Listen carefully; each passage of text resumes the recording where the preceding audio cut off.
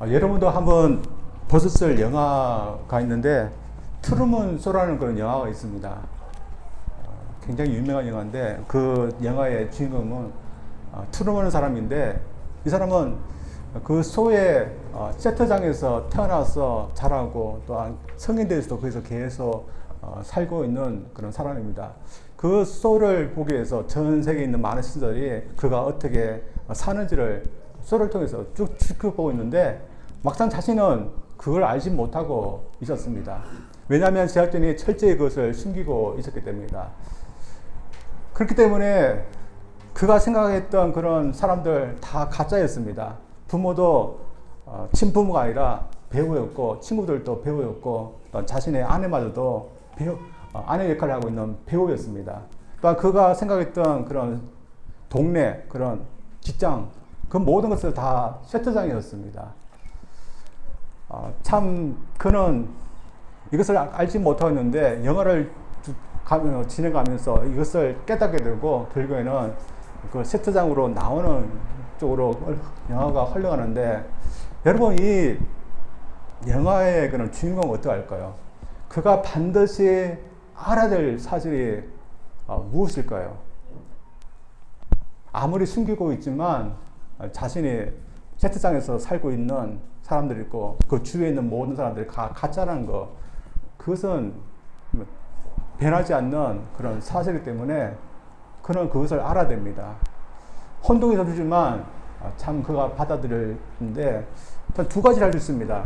이런 것 없다, 받아들이지 않는 것이고 그래도 힘든 일이지만 받아들이면서 세트장으로 밖으로 나오는 것입니다. 영화에서 보면 이 사람이 이것을 받아들이고 세트장 밖으로 나오게 됩니다. 근데 영화 밖에 있는 사람들, 실제 사람들은 그들이 반드시 받아들여야 될 그런 사실이 있습니다. 이것은 우리들이 살고 있는 이 공간은 하나님에 의해서 만들어진 공간이고 또한 우리는 하나님을 신뢰해야 되지만 살 수 있는 사람들로 만들어졌다는 그런 사실입니다. 따라서 이 사실을 하나님은 숨기지 않으시고 계속해서 보여줬습니다. 말씀을 통해서 아니면 우리 경험을 통해서 이 자연을 통해서 우리가 살고 있는 이 공간을 하나님께서 만드셨고 또 우리는 하나님을 신뢰해야 되지만 살 수 있다. 하나님과 가까이 해야지만 살 수 있다. 그걸 계속해서 보여줬습니다. 그런데 사람은 이것을 받아들이지 않고 살아오고 있습니다. 당시 시대도 그랬습니다. 하나님께서 이사야를 통해서 여러 번 말씀하셨지만 받아들이지 않는 것입니다. 그런데 오늘 본 말씀도 이런 의미에서 다시 한번 그들에게 이 사실을 대해서 이야기합니다. 하나님께서 그들이 두려워하는 두 나라, 아람과 북이스라엘, 그 나라마저도 하나님께서 주관할 수 있는 그런 하나님이시다. 그렇기 때문에 하나님을 신뢰해야 된다. 그러면 너희들이 살 수 있다. 이 사실을 그들에게 알리고 있었습니다. 이런 의미에서 하나님께서 그 알리기 위해서 두 가지를 사용하는데, 하나는 큰 스판에다가 마을 살렐 바스바스라는 그런 글자를 적게 하는 것이고, 또 한 가지는 이사야의 아내가 출산하고 아기를 낳을 때 아기 이름을 똑같은 글자 마을살랄 바스라는 그 이름으로 적어주라고 했습니다. 마을살랄 바스라는 뜻을 것은 노력을 속히 하라, 노력이 속히 온다. 전쟁이 일어나면 노력을 하지 않습니까? 그것이 속히 온다, 그 뜻입니다.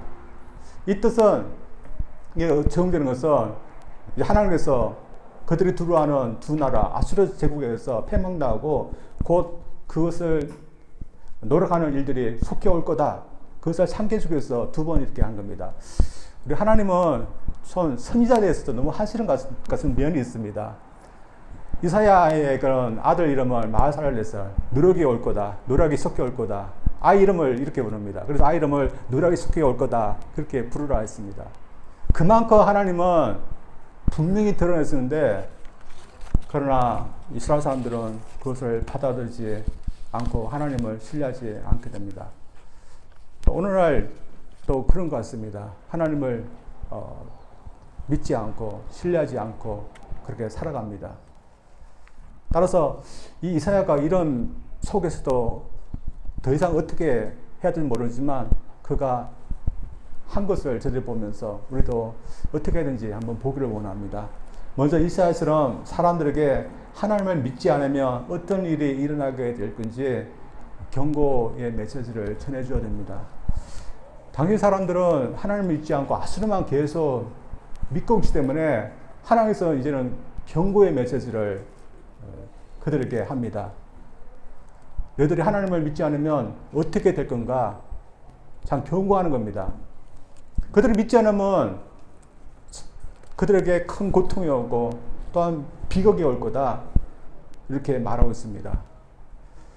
그러나 당시 사람들 입장에서 어떻겠습니까? 전쟁 준비를 하고 있는 겁니다. 그래서 전쟁 준비를 해서 어떤 해결책을 해야 되는데 가장 합당한 해결책은 하나님을 의지하는 겁니다. 그들이 믿는 하나님, 그 하나님을 의지하면서 하나님께 도움을 구하는 것이 가장 합당한 방법입니다. 그러나 그런 하나님을 기다릴 수 없었습니다.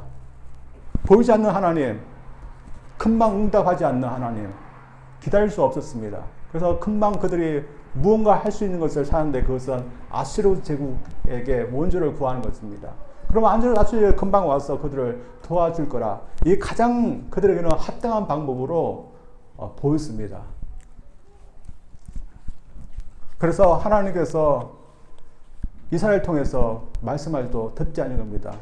하나님께서 이때 이미 응답하셨습니다. 신비한 방법이 아니지만 이스라엘을 통해서 이미 보여주던데 하나님은 믿지 못하고 있었던 것입니다. 따라서 하나님께서 하나님을 신뢰하지 못하는 그들의 모습을 보면서 이사야도 그렇고 하나님께서 참 힘드실 텐데 결국은 누가 가장 고통스럽게 될까요? 결국은 하나님을 믿지 못하는 너희들이 고통스럽게 될 거다. 경고적으로서 말씀하고 있습니다. 이를 위해서 이사야는 어떤 비유를 들어서 얘기합니다. 물의 비유입니다. 어떻게 비유하면 하나님을 믿는 것은 천천히 흐르는 실로 물에다가 비유하고 아수를 믿는 것은 큰 아수 유보라테스 강의 물에 비유해서 비유하고 있습니다. 왜 하나님을 믿는 것은 실로 물로 비유하고 또 아수르는 유브라스 강 큰 하수 그 강에다가 비유하고 있는 것일까요? 당시 사람들이 잘 아는 것이기 때문에 그렇게 하고 있는 겁니다. 당시 예루살렘, 이스라엘의 수도였던 예루살렘은 큰 높은 산 위에 있었습니다. 그래서 물을 구하기가 힘들었을 것입니다.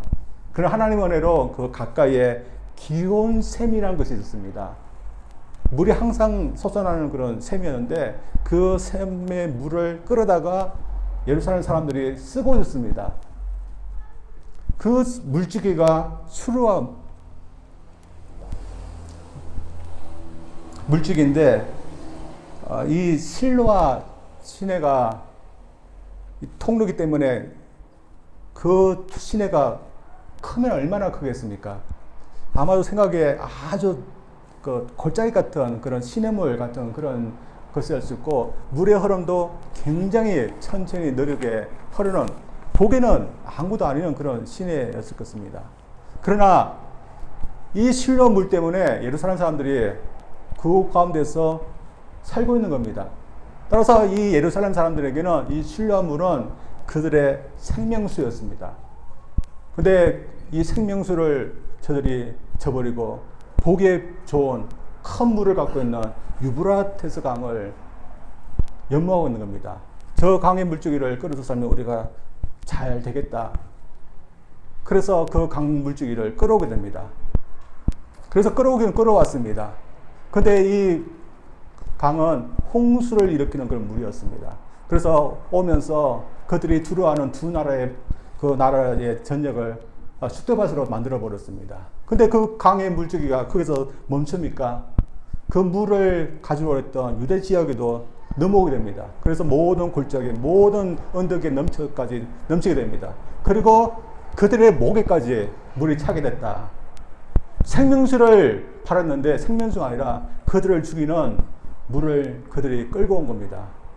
지금 아수르를 의지하고 있는 이 유대 사람들에게 하나님은 이 비유를 통해서 경고하고 있는 겁니다. 너희들이 아수를 의지하는 것, 하나님을 버리고 아수를 저버리는 것, 그것은 고통을 초래하는 것이다. 비극을 초래하는 거다. 그렇게 말씀하고 있는 겁니다. 오늘날 또 저런 것 같은데, 당시 시대도 아직 이런 일은 일어나지 않았지만, 이 아수르가 이렇게 될 것을, 할 것을, 그런 믿고서, 하나님 믿고서 경고적으로 이렇게 이야기하는데, 저희들 시대도 참 그렇지 않습니까? 오늘날 많은 사람들이 하나님을 신뢰하지 않고, 또 자신이 하나님을 신뢰하며 해야 될 살 수 있는 그런 존재로 믿지 않고 살려고 합니다. 그래서 하나님과 관계를 맺지 않아도 상관없다. 그렇게 생각하면서 살아갑니다. 마치 어떻게 생각하면 우리가 미신을 믿는 사람들을 취급하듯이 그렇게 생각합니다. 우리 미신 믿는 사람들이 있지 않습니까? 산에 가면 산신령이 있고, 바다에 가면 용왕이 있고, 또한 고목이나 돌에 그런 게 신이 있다고 그렇게 생각합니다. 그래서 신만이 같은 경우는 산에 올라가기 전에 꼭 제사를 드리고, 어부들 같은 경우는 미신 믿는 사람들은 또한 제사를 드리는데, 우리는 그것을 무시합니다. 없다고 생각합니다. 제사를 드리지 않으면 우환이 있다지만 우리는 무시합니다. 근데 이 미신들에서 우리가 그렇게 해야 되지만, 많은 사람들이 자신들을 만들어서 이 공간 가운데 살게 하시는 하나님에도 그렇게 하고 있다는 겁니다. 하나님을 믿어야지, 하나님을 신뢰해야지 살 수 있는 사람들이 하나님을 버리고 살게 되면 그 결과가 어떻게 되겠습니까? 결과는 뻔한 겁니다. 따라서 우리도 하나님을 저버리고 하나님을 신뢰해야 될 사람이 신뢰를 하지 못하고 살게 되면 그 결과가 어떻게 될지 우리 자신부터 믿어야 됩니다. 우리 자신부터 그것이 심각한 것을 알게 되면 전하게 되는데, 우리 자신부터 먼저 하나님을 신뢰하지 않고는 그 결과가 우리에게 고통이라는 것을 저들이 먼저 믿기를 원합니다. 이러면서 제가 한 설교문을 보게 됐는데, 우리 아담 형제를 지금 보고 있을 겁니다. 인터넷을 너무 많이 사용하는 것에 대해서 지적하는 그런 내용을 제가 설교문을 통해서 보게 됐습니다. 저희들 인터넷을 많이 사용하는데,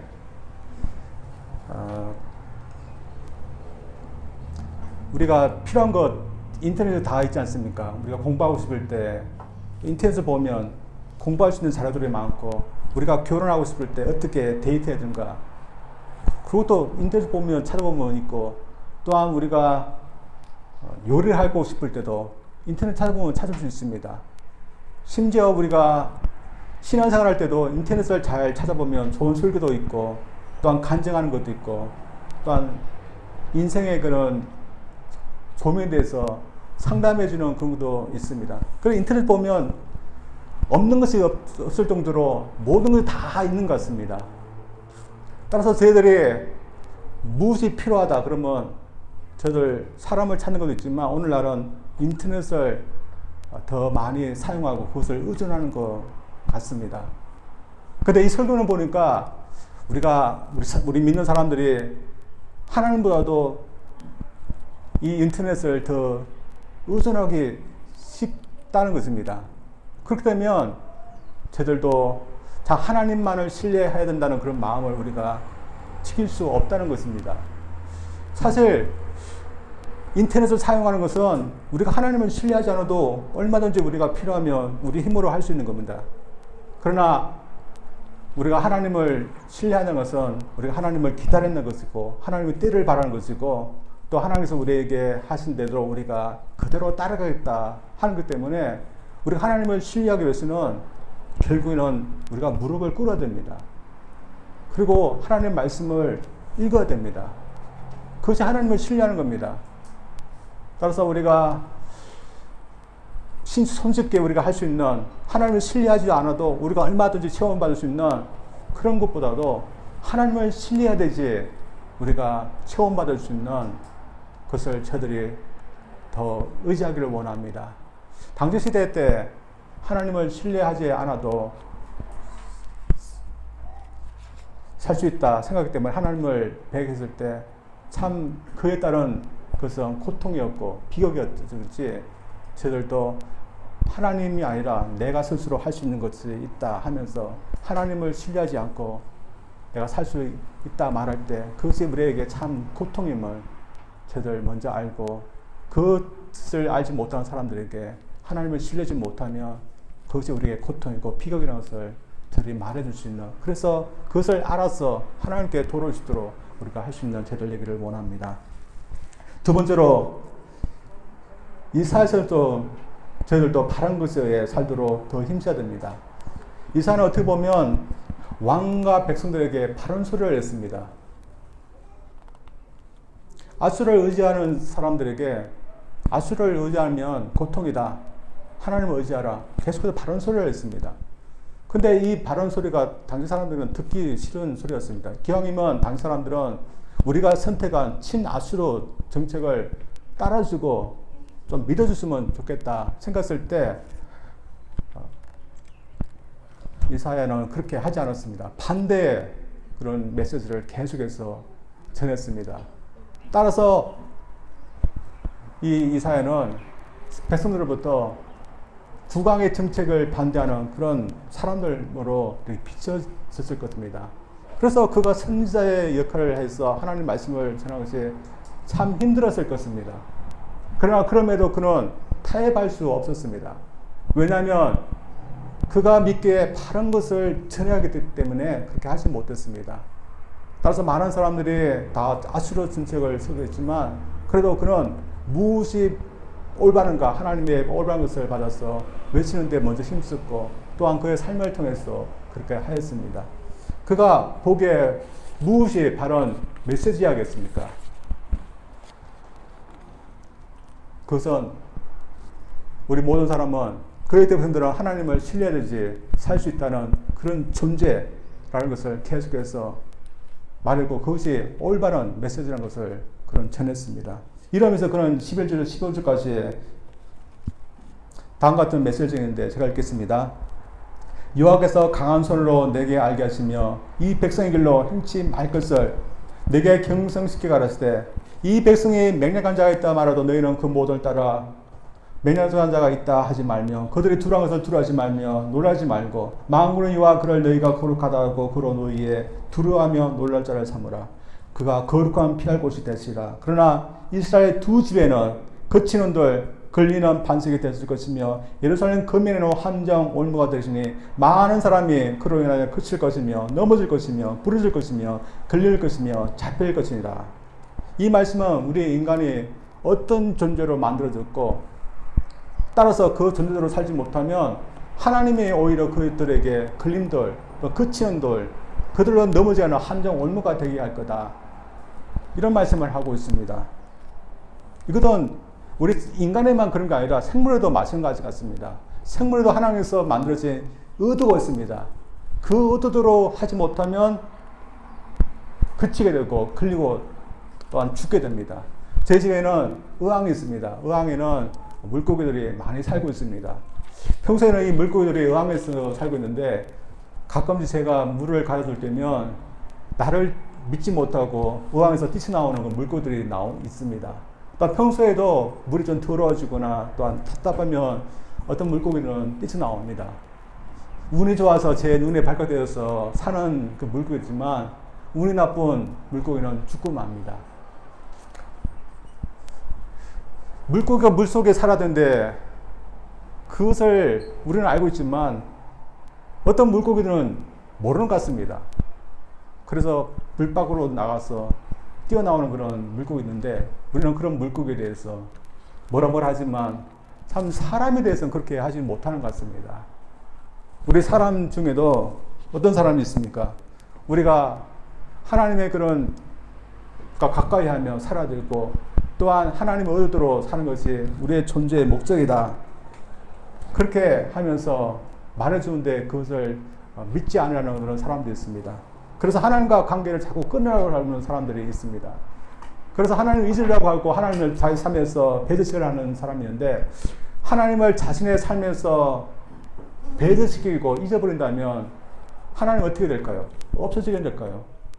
하나님 의도로 살지 못하면 계속해서 하나님과 부딪히게 되고 또 하나님께서 의도하시는 것과 계속해서 맞지 않는 그런 거치는 일들이 일어나게 되어 있습니다. 우리의 목적을 보아도 그렇습니다. 하나님은 우리를 하여금 하나님과 가까이 하고 하나님을 믿고 또 하나님의 영광 돌리면서 또 하나님을 사랑하면서 살도록 그것이 우리의 삶의 목적이다 하면서 우리를 만드셨습니다.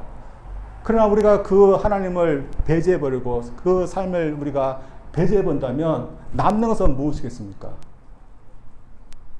많은 사람은 그렇게 살고 있습니다. 어떤 사람들은 삶의 목적이 쾌락으로 생각합니다. 그런 일생 동안에 쾌락을 위해서 살아갑니다. 그래서 열심히 자신이 즐기며 사는 것에 열심을 하다가 인생을 마치는 사람도 있는데 그렇게 사는 사람들 어떻을까요? 우리 인생을 보면 우리 인생은 그렇게 재밌지 않습니다. 그리고 누구도 내가 충분히 즐겨서 이제는 연한이 없다. 그런 사람은 아무도 없습니다. 또 그렇게 한 사람들일지라도 자신의 항원에 참 내가 만족이 있다. 그런 사람은 아무도 없습니다. 왜 그렇습니까?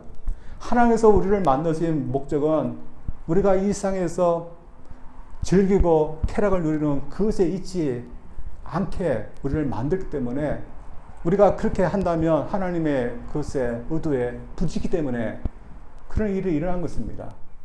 물질도 마찬가지입니다. 하나님은 우리 물질을 주시는 이유가 또 하나님을 위해서 사람을 위해서 쓰라고 하시는데 그 하나님을 배제하고 목적을 배제하고 물질만을 위해서 한다면 우리 삶이 어떻게 될겠습니까? 하나님과의 의도와 부딪히는 것이 됩니다.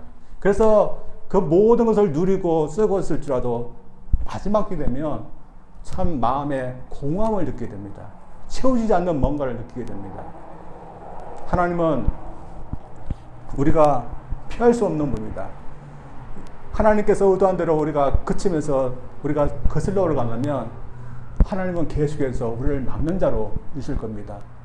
그리고 하나님께서 우리에게 의도하신 구원도 결국에는 그치는 것이 되게 될 것입니다.